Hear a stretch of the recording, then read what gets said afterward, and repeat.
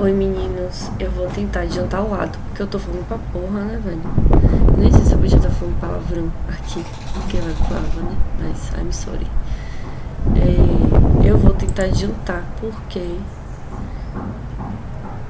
eu sou essa pessoa que fala muito, né? A gente ainda tá na página 7. Desse jeito eu vou falar 3 horas de aula, mas vamos lá. Eu vou vir para esse ponto, né? Que a comunicação é... Hoje a gente vive no período da comunicação generalizada. Então, nada se faz nada nunca se fez pela comunicação. Mas se a gente pensar na comunicação profissional, digamos assim, nada se faz sem a comunicação. Então a gente tem um momento contraditório, né? Um momento de mudança de paradigma muito doido, porque ao mesmo tempo que existe um boom da comunicação, todo mundo fala sobre isso, todo mundo quer entender sobre comunicação, todo mundo tem suas redes sociais, existe uma desvalorização do profissional, do jornalista, do publicitário. Então todo mundo quer esse conhecimento, mas a gente está em um momento de crise em relação a esse mercado que a gente ocupa. Então Imaculata fala da gente aproveitar o boom, aproveitar esse momento que nós estamos no centro das atenções, no centro dos debates, no centro do paradigma mundial, mas ao mesmo tempo o que a gente observa é um movimento oposto de desvalorização do profissional dessas áreas, no sentido de que existe essa ideia de que todo mundo tem o celular na mão, então todo mundo é um comunicador, né? Beleza, todo mundo é um comunicador desde que nasce, mas no sentido da construção do pensamento, da construção do conhecimento. Aí o texto continua dizendo que a realidade do mundo, como algo que, enfim, não é uma reunião de visões disciplinares do empirismo ingênuo, mas algo que se constrói como contexto de múltiplas narrativas. Então, a cultura, o que a gente é, o que a gente acredita, o que a gente faz, é resultado das narrativas que a gente construiu e que a gente recebeu, né, de quem está à nossa volta durante a nossa vida. A gente vive em um mundo de monopólio das narrativas, em um mundo em que as narrativas têm dono, né? As pessoas, elas falam e têm poder na sua fala, enquanto outras são silenciadas, e cabe a pesquisa, cabe a comunicação, cabe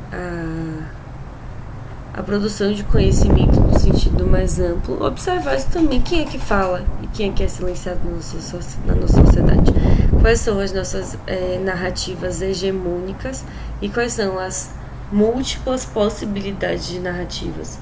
Eu vou passar para vocês um vídeo que eu amo, que eu passo todo semestre, que chama O Perigo da História Única, que fala sobre isso, sobre o perigo da gente acreditar nas narrativas hegemônicas. Aqui ele fala de conceitos, né, que se tornam obsoletos e que perdem sua vigência, e outros são recriados. À medida que a realidade social passa por uma verdadeira revolução, quando o objeto das ciências sociais se transfigura nesse contexto, descortinam-se outros horizontes para o pensamento. Então, o que Imaculata quer dizer, gente, vamos aproveitar a globalização para falar. Não, vamos aproveitar que estamos vivendo esse momento de mudança de paradigma para ocupar os lugares. Aqui, para nós, estudiosos da comunicação, este é um momento histórico particular, pois vemos colocado a comunicação no centro da sociedade contemporânea e no seu próprio sentido. Então me digam aí, vocês, o que é que vocês acham? Vocês acham que a comunicação está de fato no centro da sociedade? De que forma? Então, agora a gente começa a falar do campo mesmo da comunicação, né? A comunicação na sua dimensão institucional. Então, não estou falando da comunicação de forma ampla, de forma social ampla, né? Mas de forma institucional. Que tem se procurado, né, se organizar de forma autônoma, mas não em termos epistemológicos. Não que os objetos de estudo tivessem se tornado particulares ou que os pressupostos teóricos fossem próprios. Na verdade, a massa crítica sobre o fenômeno criou um nicho de pesquisadores situados em termos profissionais ou burocráticos nos chamados departamentos de comunicação. Em outras palavras, o campo institucional procurou-se se especializar. Um paradoxo. Procurou-se se especializar institucionalmente no momento em que a fragmentação aumenta em termos de interfaces e perspectivas teóricas. Então, qual é a crítica da autora? Que, organizacionalmente, a comunicação buscou seu espaço, pensando de forma organizacional, profissionalmente falando, em departamentos, etc., mas que no conhecimento em si, na forma de construir conhecimento, na forma de construir premissas para a construção do conhecimento, não. E que seria esse, né? Então ela tem, de certa maneira, uma proposta que a gente precisa pensar em como pensar a comunicação. De que forma a gente vai ocupar esses lugares, não só por ocupar, não só porque é departamento, mas o que é que a gente quer saber? Qual é o pensamento que a gente precisa construir? Quais são as pesquisas que cabem hoje à nossa realidade? Aí aqui tem 2 pontos importantes. O primeiro é a reestruturação transdisciplinar das ciências sociais não implica em dissolver a formação de pesquisadores nem a prática científica em generalidades, mas sim em articular nela as experiências e os recursos de diversos ramos e enfoques em uma síntese que, na proliferação de objetos de estudo abordados, conflitua enquanto lógica científica para a produção de conhecimento pertinente e consistente e que responde às necessidades sociais, mais além das grupais. Foi o que eu acabei de dizer, não é mesmo?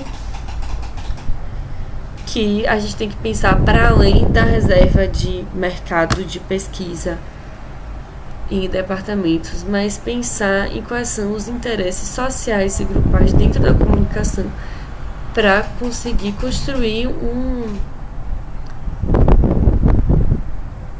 novo paradigma para a comunicação no Brasil, né, e no mundo. A segunda observação é que a transdisciplinarização não supõe uma arbitrária e radical dissolução de estrutura disciplinar no institucional, e menos no cognitivo ou enquanto processo de formação. Aqui ele traz o paradigma de Lasswell, né? Traz as teorias da comunicação, como eu falei no começo, né? Eu citei a Escola de Chicago e Palo Alto. Traz o paradigma de Lasswell, que vocês vão se lembrar, né? Emissor, canal, mensagem, receptor. Esse paradigma de Lasswell, que é quase matemático. E aí é isso, né? A gente estuda a teoria matemática da comunicação, que é pensada por engenheiros, e a gente está voltando a esse momento. A gente vai, nesse momento que a comunicação está no centro, sair e permitir, entre várias aspas, né? Porque na questão da permitir ou não, mas a gente vai deixar um espaço, né? A gente precisa ocupar o espaço também. Porque da mesma forma que as primeiras teorias da comunicação foram feitas por engenheiros e foi chamada de teoria matemática, agora na comunicação de dados, no Big Data, a gente está mais uma vez perdendo o foco. Aí, essa parte, em cada um desses fragmentos, como que houve uma especialização em determinados aportes disciplinares. Assim, os estudos do emissor na economia política, os estudos do canal na análise tecnológica, os da mensagem na linguística, do receptor na sociologia, ou na psicologia, ou na antropologia. Então,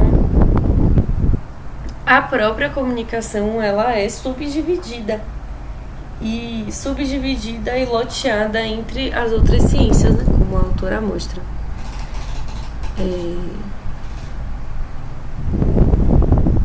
É aquilo que eu falei, né, do aporte histórico que pesa sobre a gente. Então, como eu falei na aula passada, né, a gente vem de uma construção de conhecimento cartesiana, moderna, baseada nas ciências exatas, positivistas, que procuram testes e provas, e tudo precisa ser medido e quantificado. Então é daí que vem o nosso estudo de comunicação também, né? E é mais um ponto que a gente precisa reconstruir. Segundo Mohan, esse autor maravilhoso que vocês têm que conhecer, a simplificação da teoria é de triplo espectro. 1. Degradação tecnicista, ou seja, a produção de conhecimento focada na técnica e não na formação do pensamento. E aí aquilo que a gente conversou na aula, né? As formas mudam, mas a desigualdade social se mantém, a forma de se estruturar a sociedade se mantém, os preconceitos se mantêm, e a gente focado na técnica, né? A segunda simplificação é a degradação doutrinária, o que significa que a ciência não é para ser uma guerra ideológica entre pessoas que pensam de uma forma e vão defender aquela maneira até o fim, até a morte. A ciência não é isso. A ciência é observação, é reflexão, é discussão, é debate, mas com o intuito de ampliar o horizonte e não de fechar portas, né? E a terceira é a pop degradação, que ele chama, que com essa necessidade de grande produtividade, por exemplo, pode acontecer e tem acontecendo essa que a autora chama de vulgarização, que eu vou escrever qualquer coisa simplesmente para publicar. Quantas pessoas a gente vê, tipo, no mestrado, que estão ali, não estão nem muito interessadas na sua pesquisa, estão fazendo por fazer, aquilo ali é um peso na vida delas, ou mesmo professores que publicam 10 textos em um ano, sei lá, 15, 20 textos em um ano, mas que dizem todos a mesma coisa, que são mais do mesmo, por conta de uma necessidade produtivista, porque para você receber sua bolsa no final do mês, você precisa ter tal e tal produção, precisa participar de tal e tal congresso. Então essas 3 críticas são bem importantes para o que a gente tem vivido, né? Vocês devem ter ouvido o miado de João, que está aqui do meu lado, meu gatinho. E aí é isso, nas ciências sociais a gente tem buscado uma proposta de inserir a comunicação no espaço das ciências sociais, com um enfoque sociocultural. A América Latina tem criado pesquisadores que estão pensando nisso, nessa questão isso são vocês falando no WhatsApp, essas questões da decolonização, da gente construir um pensamento a partir do nosso olhar e não a partir de um olhar colonizado, para a gente superar essa síndrome de vira-lata, né, que está presente nas nossas teorias. Nessa parte final do texto, a autora mostra pra gente fechei a PDF. A autora mostra pra gente ela faz um balanço sobre a presença, né,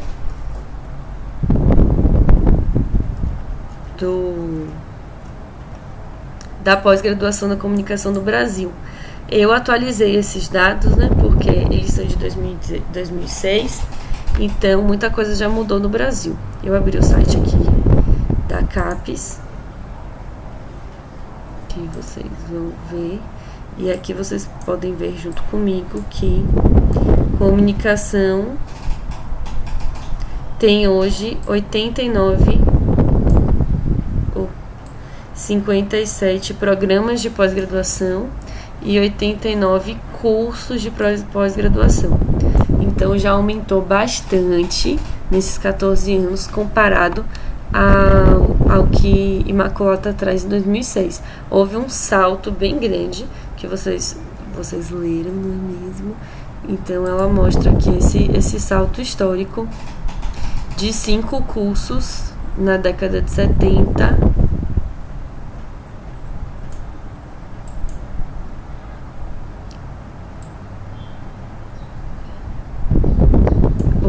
isso, 5 na década de 70, que já passa para 12 cursos de doutorado na década de 80. Aqui a gente consegue perceber o crescimento do campo da comunicação nessas últimas décadas. E olha que de 2006 a 2012 a gente teve o fortalecimento das instituições públicas, né? No governo do PT a gente teve a interiorização das universidades públicas. Então a criação da UFRB é um exemplo,